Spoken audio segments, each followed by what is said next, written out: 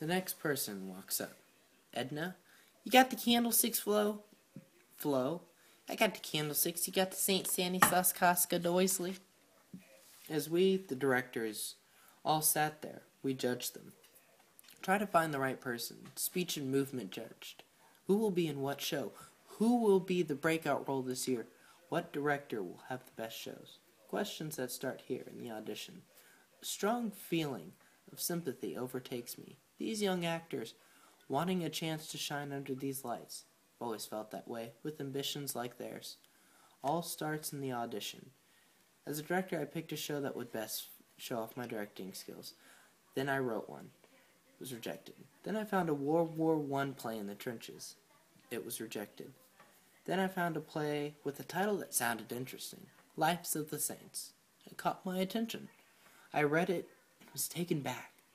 This sounds so great.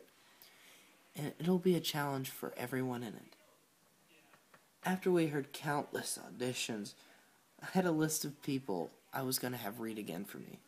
Then we ran out of time. I only had time to have 4 out of the 30 read. It was saddening, yet I found the perfect group of people. Now began my fight.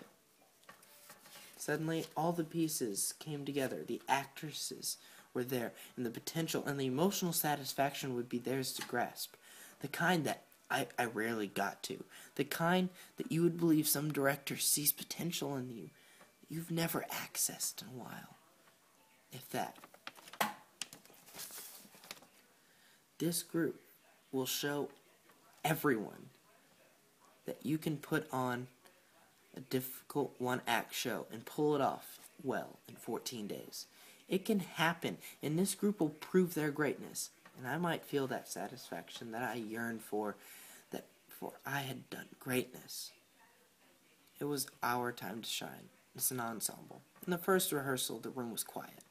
A cast of strangers filled the room of silence and uncertainty. I wrote in my journal about this rehearsal. I ran them down on almost every rule, rehearsal we will have, and everyone's job in the show. Then we had our read-through. As I laughed at every mispronounced line, of course it wasn't vocalized, it's rude. The read-through took 30 minutes in total. They were not just going to sit there and waste their hour rehearsal time by leaving early, so we blocked. We blocked out the whole acting aspect of the show. Then, 4 days later, we blocked out the sound aspect. This was so baffling, that these people were so focused that they were able to block out the show, read through, and play a game in less than 2 hours. That day, it became apparent that this cast was going to be the best cast. At the end of the rehearsal process, the show got messier and messier. The syncing was falling apart because the stagehands could not see the actors. This was a big problem, for the sound is needed for the show. As well as the sound, the pantomiming was not anywhere close to where it should be. My frustration was mounting. I know that this should be their show, and at the final rehearsals, they should be running it smoothly. That expectation was not met.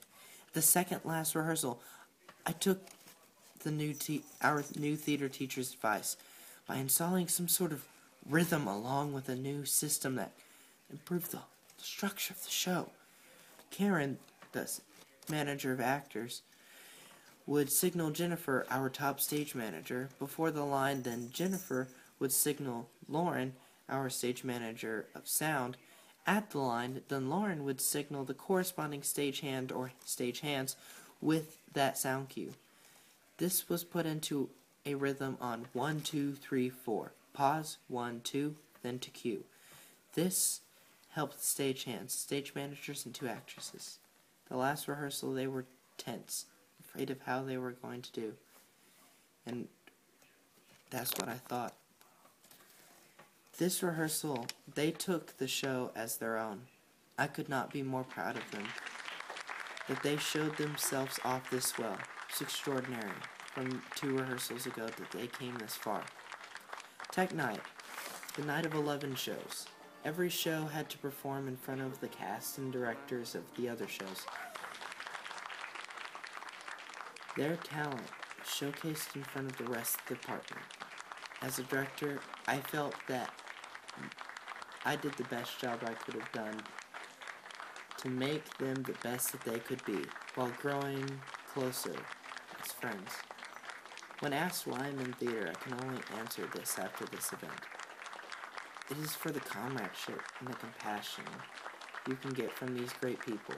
Theater helps one discover themselves, and that is the best reward you can receive from anything.